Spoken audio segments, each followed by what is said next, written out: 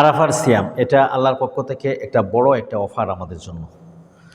এই বছর হতে পারে আমাদের জীবনের লাস্ট আরাফা। আমরা হয়তো আগামী বছর বাঁচব না, অনেকে মারা যাবেন আগামী আরাফা আসার আগেই। অতএব আরাফার সিয়ামের কদর করা দরকার। এটা আল্লাহ রাসূল সাল্লাল্লাহু আলাইহি ওয়াসাল্লাম বলেছেন যে মানুষের আগের এবং পরের 1 বছর এবং পরে 1 বছর 2 বছরের গুনাহ আল্লাহ সুবহানাহু ওয়া তাআলা ক্ষমা করে দেন। যদি কোনো মানুষ তওবা করতে পারে, সঠিক নিয়তে খালিস নিয়তে তওবা করে, তাহলে শুধু সগীরা গুনাহ নয়, তার লাইফের যত গুনাহ আছে সব গুনাহ আল্লাহ ক্ষমা করে দিবেন।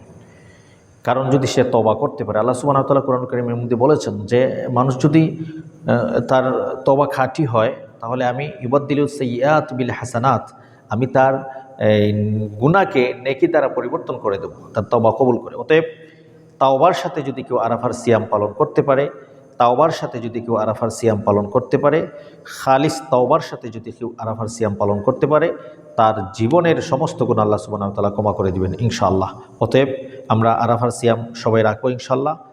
যেদিন হাজিরা আরাফার ময়দানে উপস্থিত হবেন, আমরা সেই দিনই আরাফার সিয়াম পালন করব ইনশাআল্লাহ। আল্লাহ সুবহানাহু ওয়া তাআলা সবাইকে তৌফিক দান করুক, আল্লাহুম্মা আমিন।